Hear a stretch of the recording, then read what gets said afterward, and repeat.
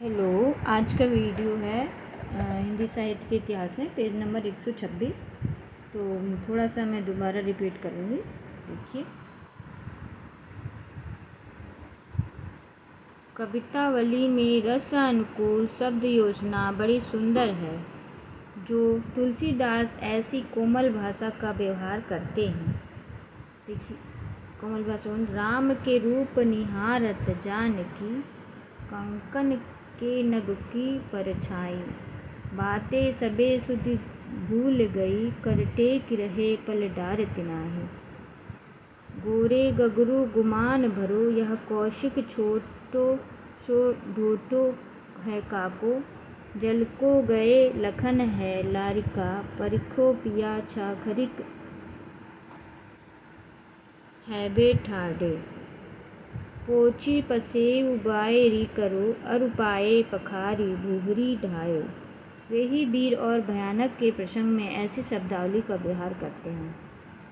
प्रबल प्रचंड बरिबंड बहुंड वीर, धाय जातु धाम हनुमान लिए घेर के, महाबल पुंज कुजारी क्यों गरिज भट, जहाँ तहाँ पटके लंगूर फेरी फेरी के, मारे लात तोरे गात भागे जात हाहा खात, काहे तुलसी राखी राम की सो टेरी के, ठहर ठहर परे कहे के उठे, हहारी हर सिद्ध हसे थेरी के, बल्धि विशाल विकराल ज्वाल लाल मानो, लंका लिवे को काल रसान पसारी, केधो व्योम विथिका भरे भूरि धूमकेत, बिरस वीर तरवर सी उधारी है।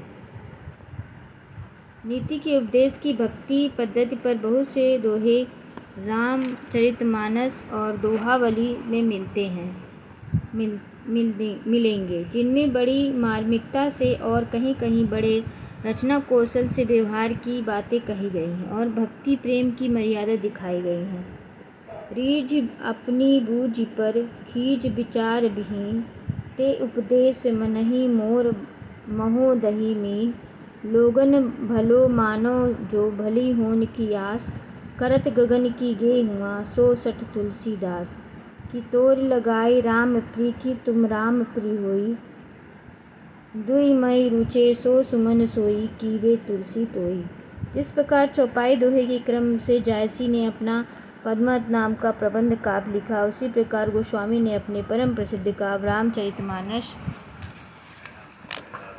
जो लोगों के हृदय हार बनता चला आता है, रचा। भाषा वही अवधि है, केवल पदम विन्यास का भेद है।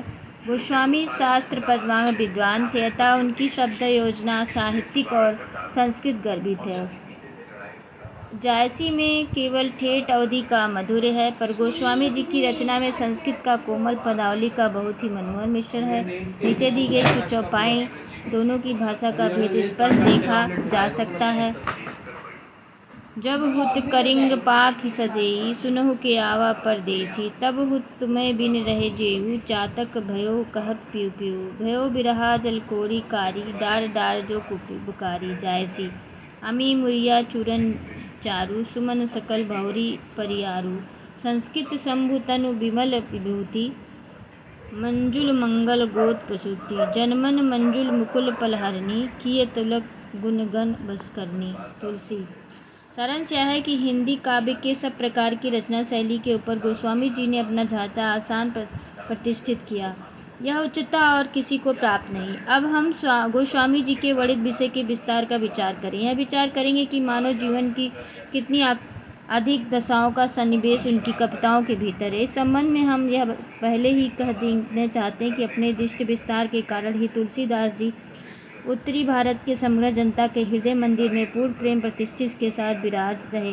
भारतीय जनता का प्रतिनिधित्व कभी यदि किसी को कह सकते तो इन्हीं महाअनुभव को, और कभी जीवन का कोई एक पक्ष लेकर चले, जैसे वीर काल के कभी उत्साह को, भक्ति काल के दूसरे कभी प्रेम और ज्ञान को, अलंकार के कभी को दाम्पत्य प्रणय या श्रृंगार को, पर इनकी प्राणी की पहुँच मनुष्य के सारे भाव व्यवहारों तक है। एक ओर तो यह व्यक्तिगत साधना के मार्ग में विराम पूर्ण शुद्ध भागवत भक्ति का उपदेश करती हैं, दूसरी ओर लोक पक्षों के आकार पारिवारिक और सामाजिक कर्तव्य का सौंदर्य दिखाकर मुग्ध करती हैं। व्यक्तिगत साधना के साथ ही साथ लोक धर्म की अत्यंत उज्जवल छटा उसमें वर्तमान है। पहले कहा जा चुका है कि निर्गुण धारा के संतों की वाणी में किस प्रकार लोक धर्म की अवहेलना छिपी हुई है। सगुण धारा की भारतीय पद्धति के भक्तों में कबीर दादू के लोक धर्म विरोधी स्वरूप को यदि किसी ने पहचाना तो गोस्वामी जी ने। उन्होंने देखा कि उनके वचनों से जनता की चित्तवृत्ति ऐसे घोर विकार की आशंका है जिससे समाज श्रृंखला हो जाएगा, उसकी मर्यादा नष्ट हो जाएगी। जिस समाज से ज्ञान संपन्न शास्त्राज्ञ विद्वान अन्याय अत्याचार के दामन में तात्पर वीरों पारिवारिक कर्तव्यों का पालन करने वाले उच्चारण शक्तियाँ प्रतिपरायण सतियों पितृ भक्ति के कारण प्रजा का पुत्रवत पालन करने वाले शासकों आदि के प्रति श्रद्धा और प्रेम का भाव उठ जाएगा, उसकी कल्याण कदापि नहीं हो सकता। तो आज यहीं तक। नमस्ते।